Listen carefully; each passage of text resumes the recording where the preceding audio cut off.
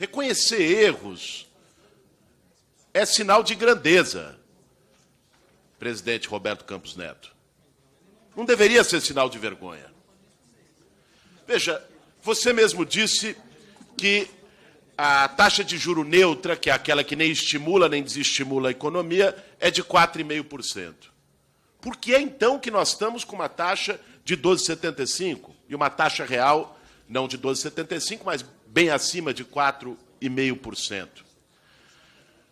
Você colocou a correlação entre a questão fiscal e a questão monetária da taxa de juros.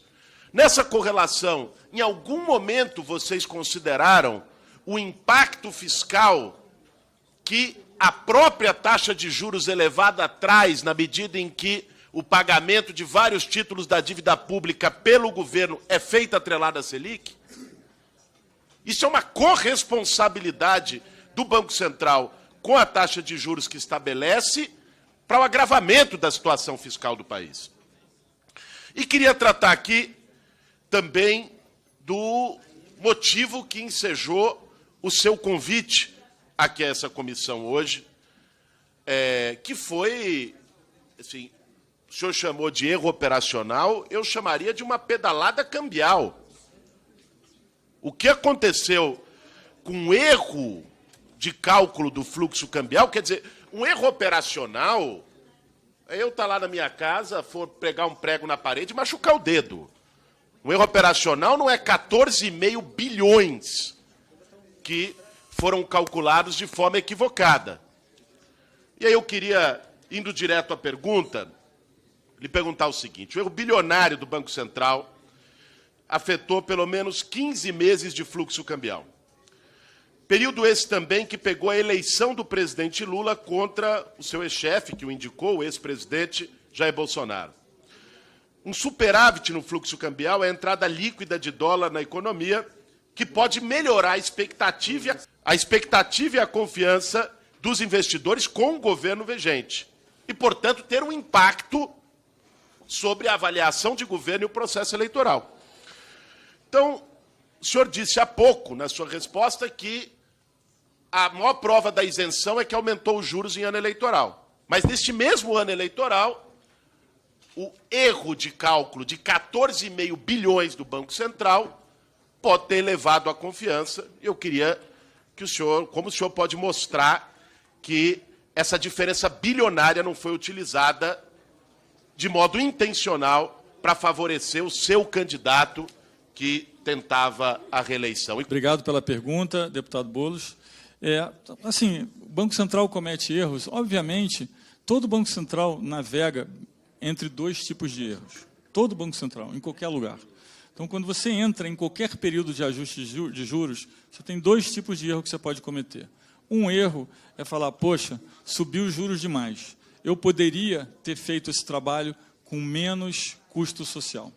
O outro tipo de erro é, olha, eu subi os juros de menos. A inflação desancorou e depois, para reancorar a inflação, eu tive que fazer uma nova rodada de juros que gerou um custo social enorme e um custo de credibilidade para o governo enorme.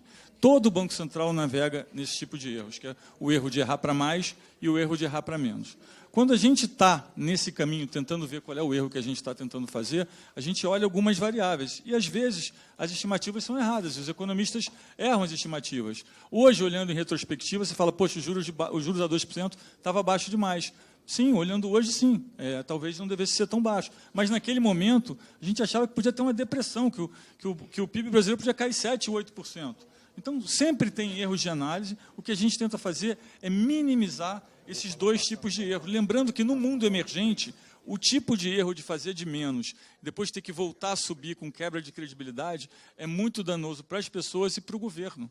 A gente vê, por exemplo, no mundo desenvolvido, a gente tem agora, a Austrália e o Canadá pararam de subir os juros, falaram, ih, erramos, vamos voltar a subir, né? No mundo emergente, se um Banco Central para de subir os juros e fala, ih, errei, vou voltar a subir, vai ter que voltar a subir muito mais, porque a credibilidade custa muito mais caro.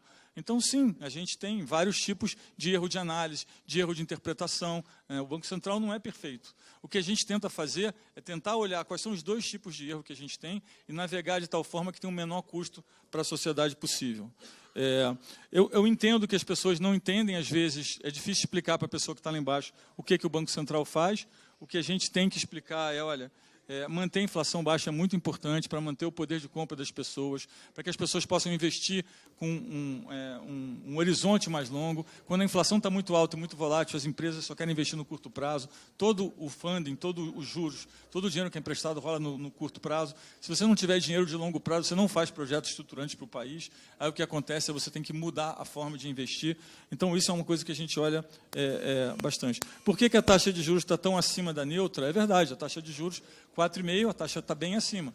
A taxa está bem acima porque a gente vem de um projeto, de uma inflação muito alta, a inflação está caindo, a gente está ajustando, a gente mira a expectativa de inflação que está um pouquinho acima da meta, a gente vê os núcleos de inflação que estão caindo, mas ainda estão acima da meta, e a gente está numa trajetória de ajuste agora.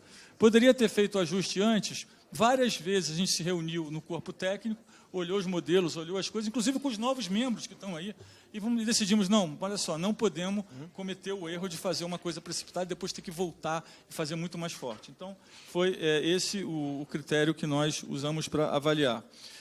Se nós consideramos na dinâmica fiscal o pagamento de juros, sim, consideramos.